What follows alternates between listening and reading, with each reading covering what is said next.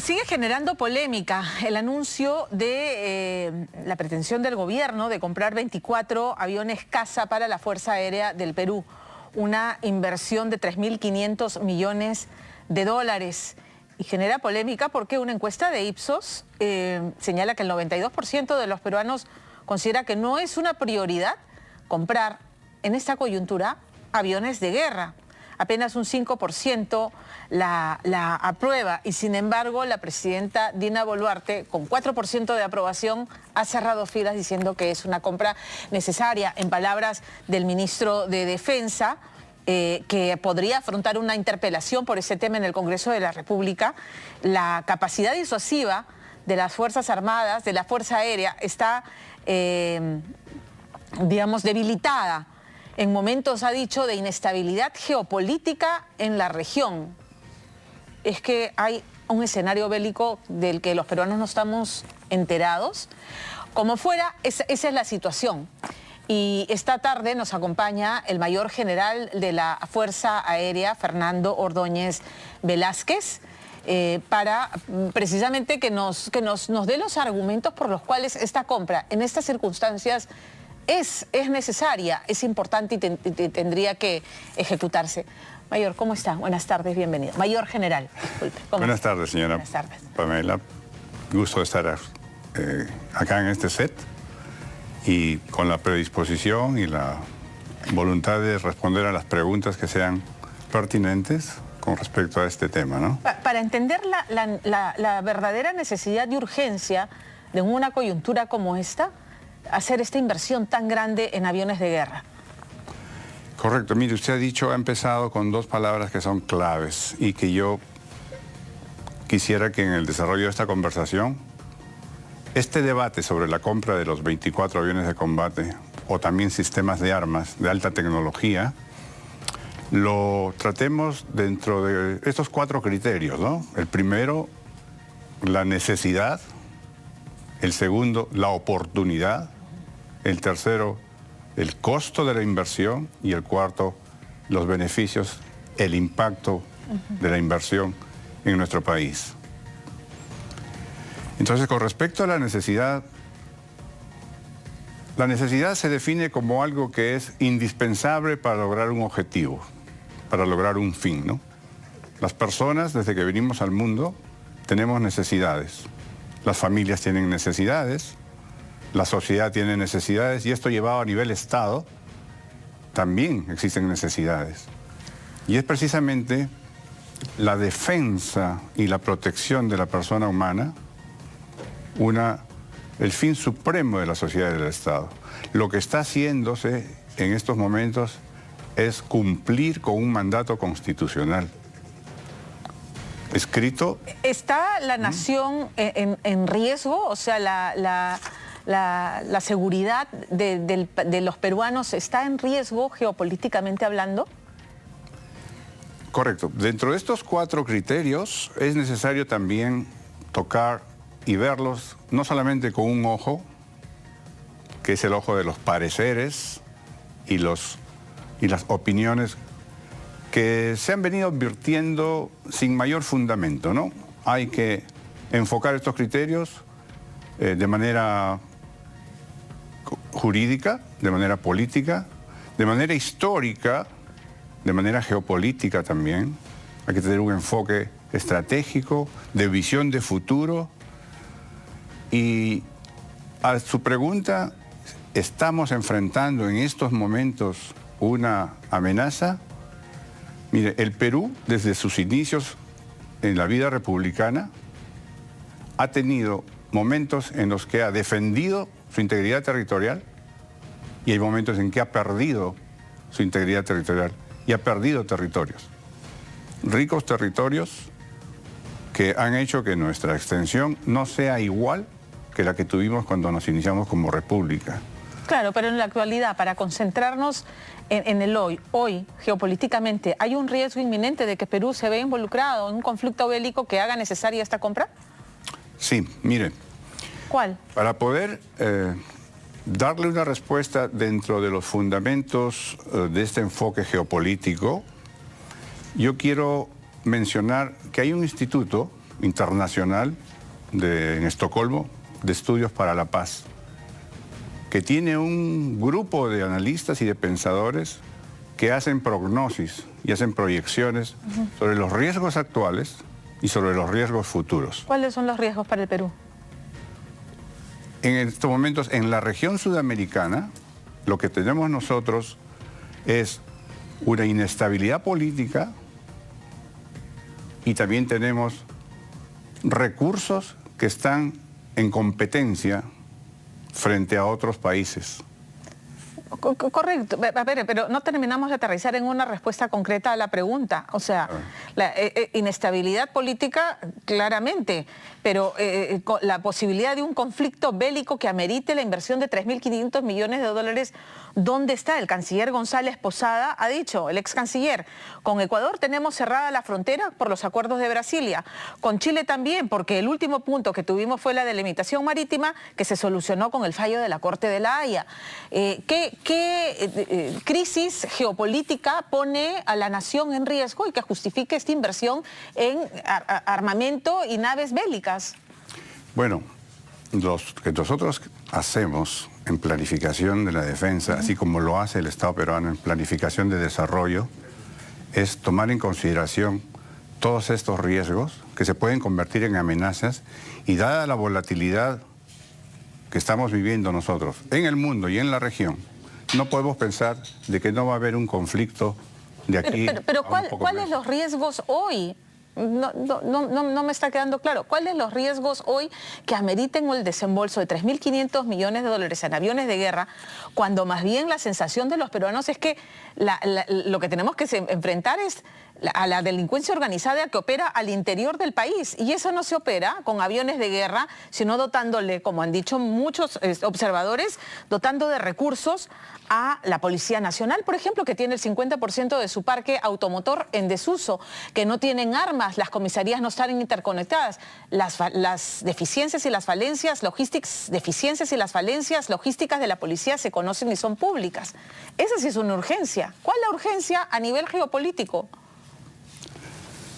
Los riesgos que en estos momentos nosotros visualizamos se refieren a la disputa de recursos naturales, dada la competitividad que tiene el Perú con los países de la región, competitividad que otros países, no nosotros, la ven como una amenaza. Usted es una periodista bien informada y habrá escuchado opiniones que surgen desde el mismo Congreso de Chile, diciendo que nosotros nos estamos armando y realmente nosotros no nos estamos armando. Nosotros no tenemos una capacidad disuasiva para proteger nuestros recursos. Frente a los países de la región y especialmente frente a Chile, nosotros los hemos superado en agroindustria y en agroexportación. Estamos casi a la par en lo que es minería y con respecto a la pesca también. No podemos decir que en el momento que se presente un conflicto o una decisión por parte de los estados que vean amenazados sus intereses frente a nuestra alta competitividad, recién decidamos en comprar armas. Ok, es decir, nos está esbozando un escenario y una tesis de que Chile podría vernos con ojos de ambición y pudiera haber una intervención bélica por el tema de los recursos y de la competencia económica. ¿Eso es lo que nos está diciendo? Que esa es la proyección, entonces que tenemos que comprar aviones de guerra para defender nuestros recursos frente a una situación que ni siquiera está esbozada. Ya, mire, usted habrá escuchado hablar de lo que se denominan guerras proxy. Las guerras proxy son las guerras en las que se enfrentan dos grandes potencias, pero utilizando a terceros países, para ellos no tener presencia política ni estratégica, pero sí lograr sus objetivos. Guerras proxy ha habido el siglo pasado y la sigue habiendo. Entonces, si entre esa competencia que a nivel regional existe en los países del Asia, de la zona del Pacífico, nosotros la vemos en dimensión global, como la competencia que hay entre los Estados Unidos, China, Rusia y otros bloques. ¿Quiénes serían esos países bisagra en la región que se prestarían para los intereses de estas potencias? Bueno, miremos qué países son los que tienen en estos momentos unas fuerzas armadas capaces de atacar no tienen capacidades defensivas en estos momentos las Fuerzas Aéreas, las Fuerzas Armadas de Chile. Su equipamiento militar es netamente ofensivo desde hace muchos años, con sus tanques, con sus aviones y con sus buques. O sea, ¿un país bisagra sería Chile? ¿Eso es lo un que país bisagra, un país proxy, podría ser Chile. No lo afirmo categóricamente, pero en estrategia militar, en geopolítica, uno tiene que ver de manera global los riesgos y las amenazas que se pueden desencadenar.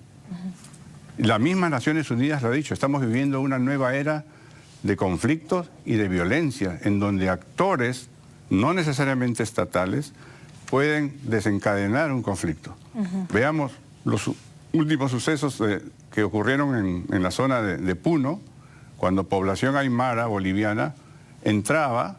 Puede ser Bolivia también, un país proxy, puede ser Chile, puede ser Colombia, a lo largo de toda la frontera, en el Putumayo, las FARC, pueden ser utilizadas como un pretexto. No necesariamente tiene que ser la decisión política de un Estado, ni de su parlamento, como tradicionalmente se conocía, sino esos grupos utilizados por otras potencias, por ejemplo, China, Estados Unidos, Irán, que tiene presencia en Bolivia, puede provocar una guerra proxy, y esos países vecinos pueden ser los bisagras.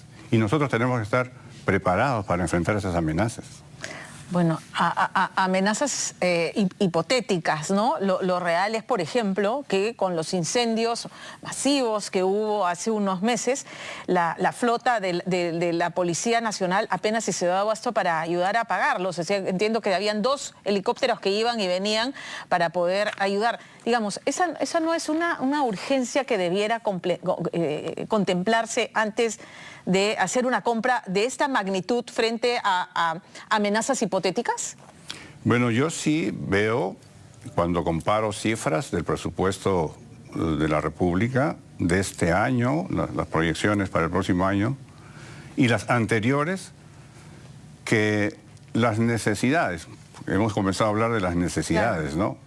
Y la oportunidad de satisfacerlas son concurrentes.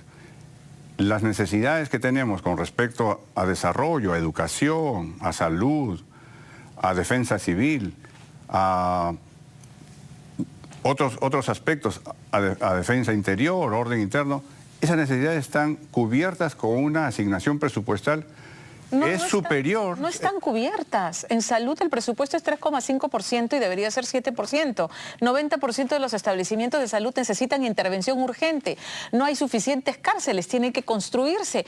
Ya mencioné el tema de la policía, que no tiene la logística, y la sensación de los peruanos es que estamos arrinconados por delincuencia que opera todos los días y mata gente todos los días a pesar de los estados de emergencia.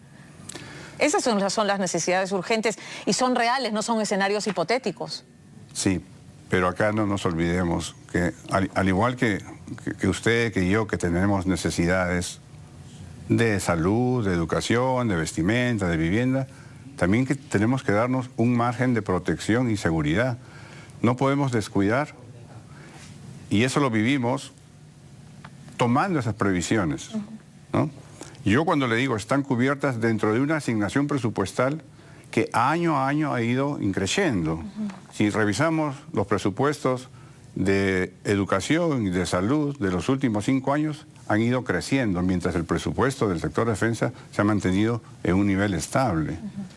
Ahora, perfecto, hablemos de que no hay necesidades que han sido satisfechas y que podrían atenderse con estos montos. La cifra del presupuesto para este año fue de 240.000 millones de soles. Pero usted debe saber de que en el año pasado, por corrupción, el Estado peruano perdió 24.000 millones de soles, casi el 10%, prácticamente el 10%.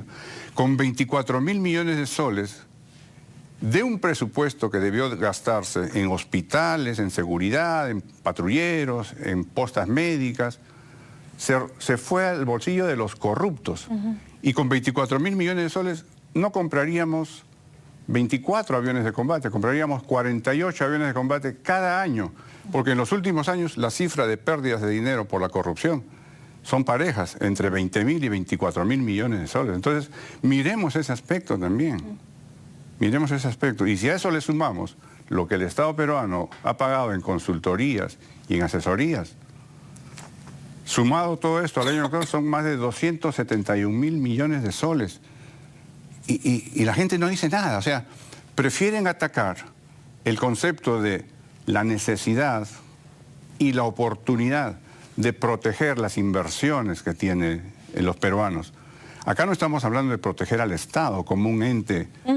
Estamos hablando de proteger a los peruanos, a esos que invierten en la pesca, en la minería, en la agroindustria, al trabajador que va a los lugares y fuentes de trabajo para subsistir. Todos ellos necesitan protección. Este canal tiene sus puertas, tiene su sistema de protección. Claro, necesita y no porque lo hayan asaltado alguna vez. La debiera estar en manos de la policía y no de aviones de guerra. Ese es el cuestionamiento y por eso mencioné la cifra. 92% de los peruanos no lo ve como una prioridad cuando sale de su casa y sicarios entran al restaurante donde está comiendo y desatan una balacera. Ese es el tema. Entiendo que esto todavía está por definirse en la discusión del presupuesto anual para el próximo año. Sí, todavía esperemos que para la fecha de aprobación del presupuesto para el próximo año se entienda, y ese 92% de encuestados entienda lo siguiente. Así como un banco que tiene un policía, o una pequeña bodeguita, o un lugar de venta en cualquier distrito tiene una cámara que puede significar disuasión, también el país necesita sistemas disuasivos. Y el Perú ha sido disuasivo. En 1954 capturamos 5 barcos pesqueros de la flota de Onassis. No solamente la Marina. La Fuerza Aérea del Perú intervino con aviones, exploradores y 2 bombarderos que obligaron a esos barcos pesqueros a regresar. Se defendió la soberanía de nuestro dominio marítimo y la pesca. Eso quisiéramos ver lo que está pasando en el norte con la flota china que entra y arrasa con la pota. Por ejemplo, que son temas pendientes que son más perentorios que esto, pero lo defenderán en el Congreso de la República, donde veremos si se aprueba o no este gasto, aunque entiendo que tiene la venia del Ejecutivo con la presidenta que ha dicho que la compraba. Así que... Bueno, esperemos que sí. Y fíjese, en la década del 60 el Perú adquiere el nivel de potencia pesquera. ¿Y por qué? Porque esa política de defensa de nuestro dominio marítimo permitió, exactamente en el año 1961, la captura de 240 barcos pesqueros, 167 de ellos norteamericanos. O sea que el Perú no tiene ningún temor de enfrentar a cualquier potencia cuando sus derechos de soberanía están siendo vulnerados. En el año 1992, un C-130 Hércules norteamericano fue obligado a aterrizar, un avión que entró con una misión de espionaje electrónico y de reconocimiento de nuestros valles en la zona oriental. ¿Y qué sucedió? Fueron 2 aviones Sukhoi, 2 aviones de combate los que lo interceptaron. Uno de ellos le disparó a una zona no letal. Lamentablemente uno de sus tripulantes cayó al mar, pero ese avión fue obligado a aterrizar a Talara. ¿Y eso qué significó? Que a partir de ahí nunca más un avión espía norteamericano ni de ningún otro país pudo entrar a nuestro espacio aéreo. Muy bien, me ha quedado claro sus argumentos. Mayor General, le agradezco haber estado con nosotros esta tarde. Bueno, muchas gracias. Gracias. Muy amable. Vamos a cambiar de tema radicalmente, 1:53. El coro peruano Voces del Sol, esa es una noticia hermosa. Se posicionó entre los 3